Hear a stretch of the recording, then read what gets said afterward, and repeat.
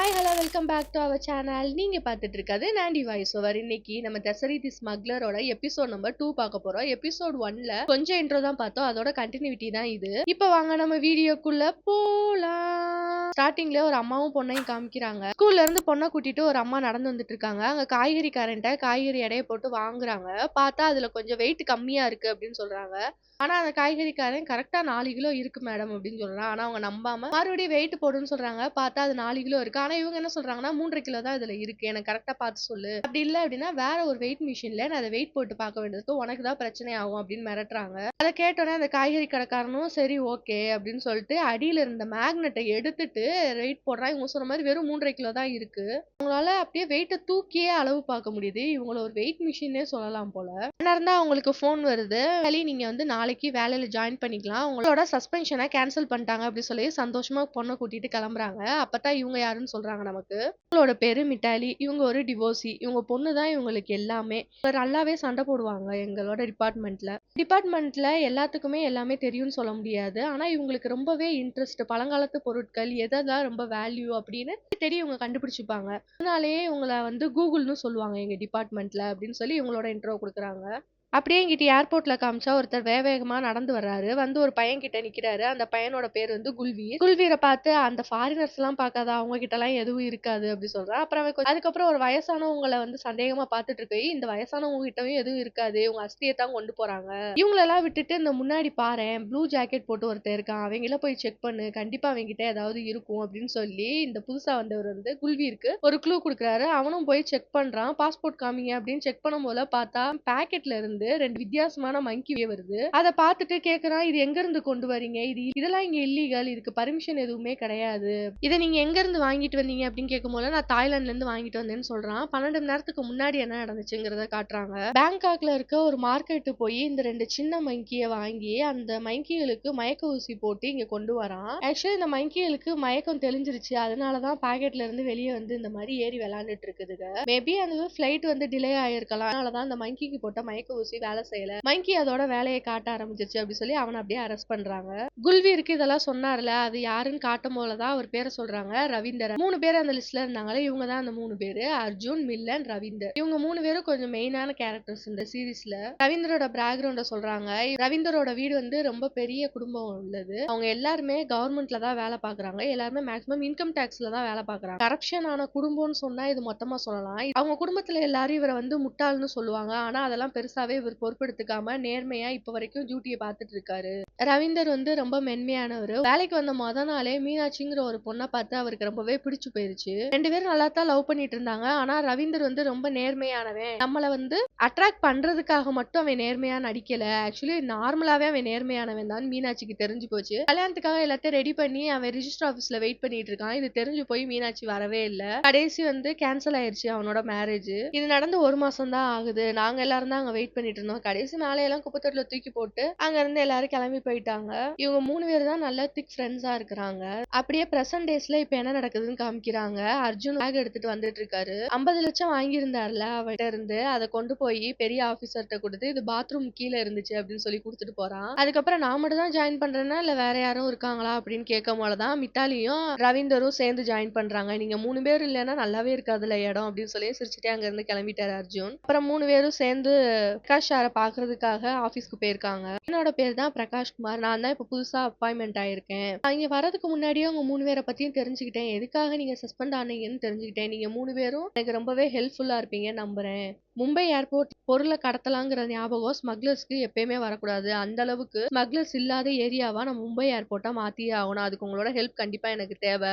நான் இருக்கிற வரைக்கும் நீங்க எதுக்காகவும் கவலைப்பட வேண்டாம். இந்த இடத்துல நீங்க நேர்மையா நடந்துக்கிற வரைக்கும் நான் உங்களுக்கு எல்லா விதமாவும் ஹெல்ப்ஃபுல்லா இருப்பேன். நம்ம ஃபர்ஸ்ட் இந்த இடத்துல அழிக்க வேண்டியது சௌத்ரி சிண்டிகேட்னு ஒண்ணு இருக்கு, அதைத்தான் அழிக்கணும். அவன் தான் மெயின். இது மொத்தமா 4 இடத்துல இருந்து இந்த விஷயம் நடக்க ஆரம்பிக்குது. London, Italy, Middle East, Bangkok. இதுதான் அவனோட ஹெட் ஆபீஸ். அங்க இருந்து தான் மேக்ஸிமமான பொருள் எல்லாம் கடத்தி இங்க கொண்டு வந்துட்டு இருக்காங்க.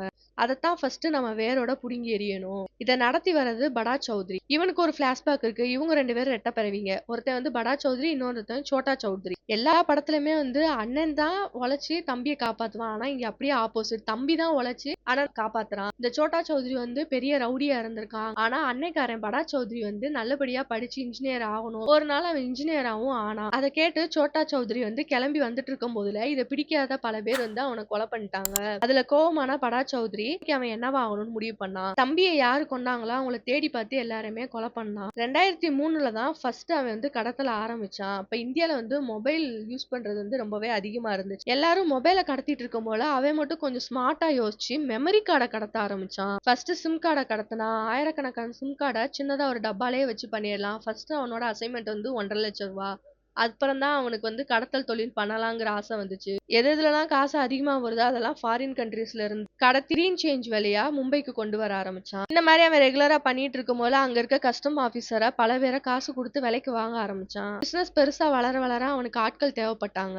அதுல 3 முக்கியமான ஆட்கள். ஒருத்தர் ராகுல், இன்னொருத்தர் அண்ணா, இன்னொருத்தர் சுரேஷ். அண்ணாங்கிறவன் தான் வந்து கோல்டு பெரிய அளவுல கடத்திட்டு இருந்தவன் மிடில் ஈஸ்ட்ல. அவன் மூலியமா இவங்க 2 பேரும் ஜாயின் பண்ணிக்கிட்டாங்க. அதுக்கப்புறம் கார்லஸ் ஜூனியர்ங்கிறவன் தான் ட்ரக்ஸ் எல்லாம் வந்து அவனுக்கு சப்ளை பண்றவன். அங்க இருந்து வாங்கி இந்தியால விற்க வேண்டியது ரமேஷ் பாய்ங்கிற ஒருத்தனோடது. அப்புறம் இன்னொரு பொண்ணை காமிக்கிறாங்க. இவளோட பேரு ஷயர். லண்டன்லயும் இட்டாலியில இருந்து லக்ஸுரியான பிராண்டட் ஐட்டத்தெல்லாம் அங்கிருந்து இங்க கடத்துறது இவதான். பிசினஸ் ஆரம்பிச்சு 20 வருஷத்திலேயே படா சௌத்ரியோட சிண்டிகேட் தான் இருக்கிறதுல பெரிய கடத்தல் கும்பலா ஆயிட்டாங்க. மாடலிங் போட்டோஷூட்ல ஒருத்திய பார்த்தான். அதுக்கப்புறம் அவளையே லவ் பண்ணி கல்யாணம் பண்ணிக்கிட்டான். அந்த பொண்ணு ரொம்பவே ட்ரெடிஷ்னலா மாறினா. வினிதா சௌத்ரியா மாறிட்டாவ. அவனுக்கு வந்து அழகான குடும்பம் ஒண்ணு இருக்கு. சௌத்ரி, அவன் பையன், அதுக்கப்புறம் அந்த வினிதா சௌத்ரி. இவங்க 3 பேரும் தான் ஃபேமிலியா ஒரு பெரிய வில்லால ரொம்ப சந்தோஷமா வாழ்ந்துகிட்டு இருக்கான். இதெல்லாம் உங்களுக்கு தெளிவா புரிஞ்சிருச்சுல. இனிமே வந்து நம்ம ரொம்ப சீக்ரெட்டா வேலை செய்யணும். இந்த ரூம்குள்ள பேசுறது நமக்கு மட்டும்தான் தெரிஞ்சிருக்கணும். நீங்க எப்பயும் போல உங்க வேலைகளை பாருங்க. அர்ஜுன் வந்து இதுக்கு லீட் பண்ணுவான். இன்னில இருந்து நம்மளோட டார்கெட் ஒரே ராஜ் சௌத்ரியோட சிண்டிகேட்டை க்ளோஸ் பண்றதுதான் நம்மளோட வேலை. அது மட்டும் இல்லாம யாரெல்லாம் லஞ்சம் வாங்குறாங்கிறத கண்டுபிடிச்சு கரப்ஷனே இல்லாத ஒரு மும்பை ஏர்போர்ட்டை தான் நம்ம வந்து போறோம் அப்படின்னு சொல்லிட்டு இருக்காரு பிரகாஷ். மிட்டாலி கேக்குறா, சார் நீங்க எங்களை மாட்டி விட்டுட்டு நீங்க டிரான்ஸ்பர் ஆக மாட்டீங்கல்ல அப்படின்னு கேட்கையும், ஒன்னும் கவலைப்படாதீங்க, எலெக்ஷன் வரைக்கும் இங்கதான் இருப்பேன். அதுக்கப்புறம் எங்க இருப்பேன்னு எனக்கே தெரியாது. அதுக்குள்ள நம்ம எல்லாத்தையும் முடிச்சிடணும் அப்படின்னு சொல்லி மீட்டிங் முடிஞ்சிட்டு 3 பேர் வெளியே பேசிட்டு நடந்து வந்துட்டு இருக்காங்க. அண்ணா இருந்தா மீனாட்சி அவளோட ஸ்டோர்ல வேலை பார்த்துட்டு இருக்கத ரவீந்தர் பாக்குறான். பார்த்துட்டு அவகிட்ட போய் ஏதாவது கேட்பான்னு பார்த்தா பண்றான் அப்படின்னா, 450 ரூபா நம்ம கல்யாணத்துக்கு செலவாயிருக்கு, அதை மட்டும் நீ கொடுத்துரு அப்படின்னு சொல்லி, என்னடா இவன் இவ்வளவு சீப்பா நடந்துக்கிறான்னு பாக்குறா. அது நான் சம்பாரிச்சு வாங்கின காசுமா, லஞ்சம் கிடையாது அப்படின்னு சொல்றா. சரின்னு சொல்லிட்டு பக்கத்துல ஃப்ரெண்டு கிட்ட இருந்து வாங்கி 500 ரூபா குடுக்கையும், ஐயோ 50 ரூபா சில்லறை இல்லையே அப்படின்னு சொல்லிட்டு அர்ஜுனை கூப்பிட்டு 50 ரூபா குடுறா அப்படின்னு சொல்லி கேக்குறான். உடனே வந்துட்டு, அர்ஜுன் நீ உன்னோட வண்டியை யூஸ் பண்ணல, அதுக்கு பெட்ரோல் செலவு சரியா போச்சு 50 ரூபா அப்படின்னு சொல்லி 500 ரூபா வாங்கிட்டேன். அங்க இருந்து ரவீந்தர் கிளம்பிட்டான். அர்ஜுன் சொல்றான், அவனை கோச்சிக்காத, அவன் சும்மா லூஸ் அப்படிதான் இருப்பான் அப்படின்னு சொல்லிட்டு 3 பேரும் வெளியே போயிட்டாங்க. அப்படியே கட் பண்ணி சௌத்ரி வந்து பேலஸ்ல ஃபேமிலியோட உட்காந்துருக்கான். ஒருத்தர் வேமா வர்றாரு. வந்து எப்படி 7 பேர் ஒரே டயத்துல எப்படி டிரான்ஸ்பர் ஆனாங்கன்னு கேட்கும் போதுலதான் பவரோட பிரச்சனை தான் இது, அவன் பண்ணதுனாலதான், ஆள் தெரியாம மோதிட்டான். சரி இதெல்லாம் நடக்கிறது சாதாரண தானே, அடுத்து வேற யார் வராங்கிறத பார்த்து பண்ணிக்கலாம் அப்படின்னு சொல்லி பேசிட்டு இருக்காங்க. அப்புறம் இவங்க 3 பேரும் யார் யாரெல்லாம் அந்த டீமுக்கு கொண்டு வரலாம்னு சொல்லிட்டு 3 பேரும் பேசி வந்துட்டு இருக்காங்க. அவர் சொன்னதுக்கு அப்புறம் தான் அவங்க பெரிய டீமையே உருவாக்கி இருக்காங்க. அவங்க எல்லாரையும் வேற ஒரு ஏர்போர்ட்ல இருந்து அவசர அவசரமா இந்த ஏர்போர்ட்டுக்கு டிரான்ஸ்பர் பண்ணி ஒரு பெஸ்ட் டீமையே உருவாக்கிட்டாரு அர்ஜுன். இவங்க எல்லார்கிட்டையும் காமனா இருக்க ஒரே விஷயம், எல்லாருமே ரொம்ப நேர்மையானவங்க, யாருக்கிட்டையும் லஞ்சம் வாங்க மாட்டாங்க. அதுதான், அதுக்காக தான் இந்த டீமையே நான் ஃபார்ம் பண்ணியிருக்கேன் அப்படின்னு அர்ஜுன் சொல்றாரு. இவங்க எல்லாருமே இதுல ஜாயின் பண்ணிட்டாங்க. ஆனா இவங்க எல்லாரும் நேர்மையா இருக்கிறதுக்கு பிற்காலத்துல என்ன பிரச்சனை எல்லாம் வரப்போகுதுங்கிறது எங்களுக்கு அப்ப தெரியல. அவங்க எல்லாரும் ஜாயின் பண்ணதுக்கு அப்புறம் ஏர்போர்ட்ல இன்ச் பை இன்ச் எல்லாத்தையும் நாங்க செக் பண்ண ஆரம்பிச்சோம், யாரையுமே விடாம.